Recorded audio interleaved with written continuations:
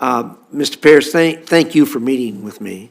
And you know I'm a one-issue guy on your appointment. And I want to stress for people watching this today that we're talking about a job that you were appointed to manage the BLM. And I stress manage the BLM. The policy regarding the BLM, you understand, is the purview of this body and the body you formerly served in. You agree with me on that? I do, Senator.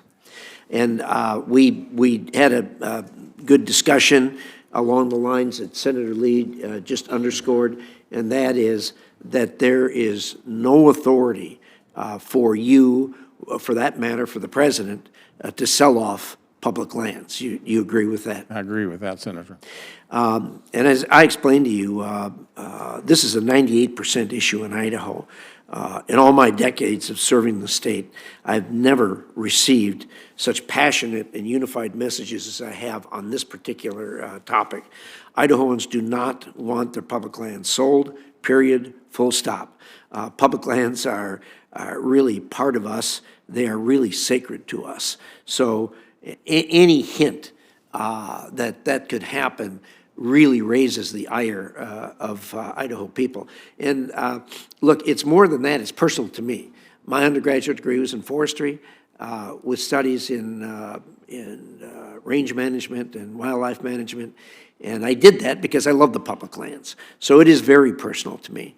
And let me tell you some experience we've had in Idaho.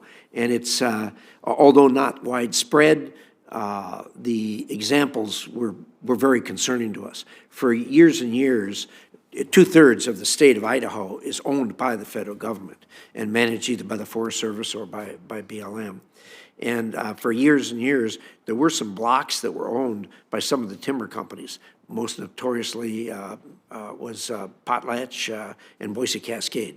They were great neighbors. You didn't know whether you were on a piece of Forest Service land or whether you were on a piece of their land. But as you know, they went through the REIT reorganizations, and as a result, those blocks of land changed hands and went into private sector from people outside the state. What we wound up with was gates, fences, no trespassing signs. And I'll tell you, this is incredibly upsetting to people who have used a piece of land for opening day of elk season for generations. They've set up camp, and now they couldn't. Now, again, that was not widespread, but it gave us a glimpse as to what could happen and very possibly would happen if these lands were sold off. So we're out. We don't want that. We don't want anything to do with that.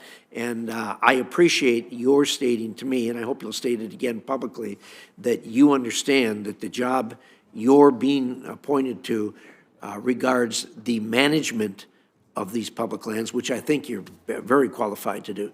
But as far as a wholesale sell-off of that, you have nothing to do about it. No matter what you thought about it, there'd be no way you could get this done without the concurrence of the United States Congress, which I can tell you is extremely unlikely at this point.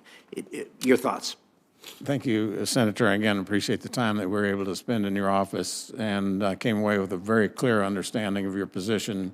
It's one of the points that I made to Senator Heinrich, that is, when it comes to distribution of land, I look to you all to provide the groundwork. You all will know your state. You'll know the parcels of land much better than people in Washington. And so that's my commitment to you, that we'll work with you and follow the law completely. Well, we appreciate that, and I would say this, that so there is a clear understanding here.